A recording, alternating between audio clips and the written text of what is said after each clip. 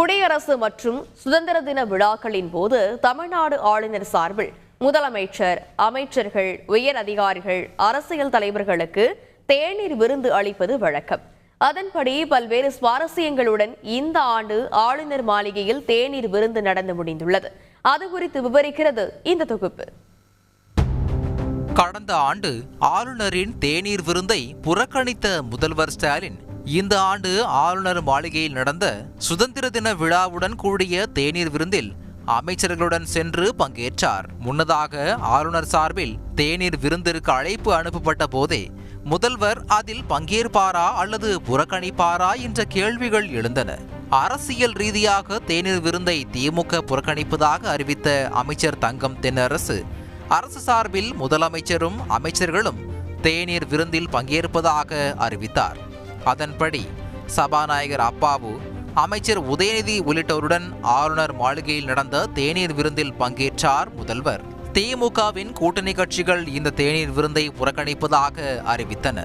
அதிமுக சார்பில் ஜெயக்குமார், பெஞ்சமின், பாஜக சார்பில் அண்ணாமலை, எச் ராஜா மற்றும் பிரேமலதா விஜயகாந்த், ஓ பன்னீர்செல்வம், ஜி.கே. மணி, ஜி.கே. வாசன் உள்ளிட்ட அரசியல் தலைவர்கள், நீதிபதிகள், சட்டமன்ற, நாடாளுமன்ற உறுப்பினர்கள், அரசு அதிகாரிகள், முன்னாள் இராணுவத்தினர், சுதந்திர போராட்ட தியாகிகள் உட்பட 800 பேர் விழாவில் பங்கேற்றனர்.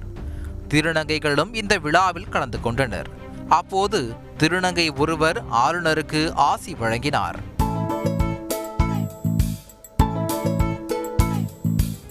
விழாவுக்கு வந்த அண்ணாமலை அமைச்சர் ஏவ வேலுவுக்கு மரியாதை நிமித்தமாக வணக்கம் வைத்தார். பின்னர் அவருடன் சிறிது நேரம் தனியாக நின்று பேசிக் கொண்டிருந்தார்.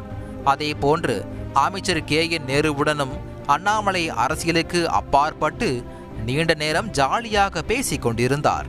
பின்னர் இது குறித்து செய்தியாளர்கள் கேள்வி எழுப்பிய போது அரசியல் செய்ய வேண்டிய இடத்தில் அரசியல் செய்ய வேண்டும் என்றும், எங்கு மக்களுக்காக சண்டை போட வேண்டுமோ அங்கு சண்டை போட வேண்டும் என்றும் தெரிவித்தார்.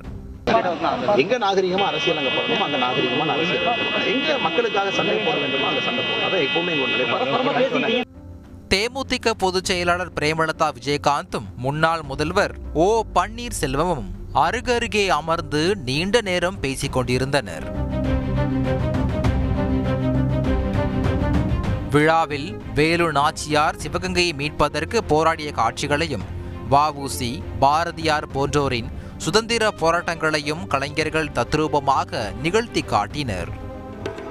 அச்சமில்லை அச்சமில்லை அச்சம் என்பதில்லையே, இச்சகத்துளோரெல்லாம் எதிர்த்து நின்ற போதினும் அச்சமில்லை அச்சமில்லை அச்சம் என்பதில்லையே. விழாவின் முத்தாய்ப்பாக தேநீர் விருந்து முடிந்தவுடன் ஆளுநர் ரவியை முதல்வர் ஸ்டாலின் தனியாக சந்தித்து பேசினார்.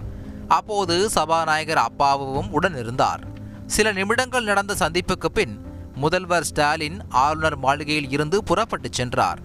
அமைச்சர் உதயநிதி துணை முதல்வராக பதவியேற்க இருப்பதாக கூறப்படும் நிலையில் இந்த சந்திப்பு நடந்துள்ளது குறிப்பிடத்தக்கது. செய்திகளை உடனுக்குடன் தெரிந்து கொள்ள உடனே சப்ஸ்கிரைப் பண்ணுங்க.